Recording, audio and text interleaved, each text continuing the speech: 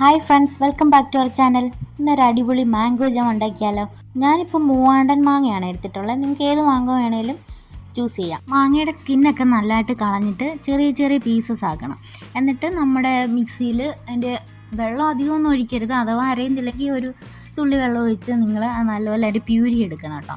Puree നമുക്ക് വേണ്ട, juice ആക്കരുത്. ഞാനിപ്പോൾ ഇവിടെ 7 മീഡിയം മൂവാണ്ടൻ മാങ്ങ ആട്ടോ എടുത്തേക്കുന്നത്. പിന്നെ നമുക്ക് ഹാഫ് ലെമൺ ജ്യൂസ് വേണം. അതിൻ്റെ സീഡ് കളഞ്ഞിട്ട് മാറ്റി വെക്കണേ. ജാം ഉണ്ടാക്കാനായിട്ട് ഞാൻ ഇവിടെ ഉരുളിയാട്ടോ എടുത്തേക്കുന്നത്. നിങ്ങൾക്ക് നോൺ സ്റ്റിക്ക് പാൻ വേണമെങ്കിലും എടുക്കാവേ. നന്നായിട്ട് പ്യൂരി ഇളക്കി കൊടുക്കുക. അതിനകത്ത് വെള്ളത്തിൻ്റെ അംശമൊക്കെ ഉണ്ടെങ്കിൽ പോകാനായിട്ട്. നമുക്ക് ഇതുപോലെ ചക്ക വെച്ചിട്ടും ജാം ഉണ്ടാക്കാം കേട്ടോ. പൈനാപ്പിൾ വെച്ചിട്ടൊക്കെ ജാം ഉണ്ടാക്കാം.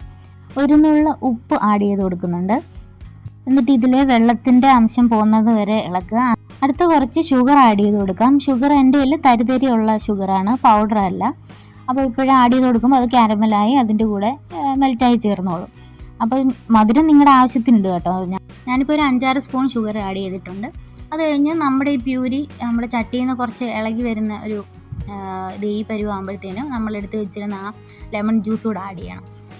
നമ്മൾ ഇളക്കി വരുമ്പം ഈ ഒരു പരുവാകുമ്പം വേണമെങ്കിൽ നിർത്താം. കുറച്ചുകൂടി കട്ടിയായിട്ടിരിക്കണമെങ്കിൽ നിങ്ങൾക്ക് കുറച്ച് നേരം കൂടെ വെയിറ്റ് ചെയ്യാം കേട്ടോ. ഞാനിപ്പോൾ ഈ പരുവായപ്പോഴത്തേനും തീ ഓഫ് ചെയ്തു. ചൂടാറിയതിന് ശേഷം ചില്ലി പൊടിയിലിട്ട് ജലാംശം നല്ലപോലെ വറ്റിയില്ലെങ്കിൽ വെളിയിലിരുന്നാൽ കേടാവും കേട്ടോ. പെട്ടെന്നെടുത്ത് തീരുന്നില്ലെങ്കിൽ ഫ്രിഡ്ജിൽ വെക്കുക. എല്ലാവരും ട്രൈ ചെയ്യല്ലോ അല്ലേ.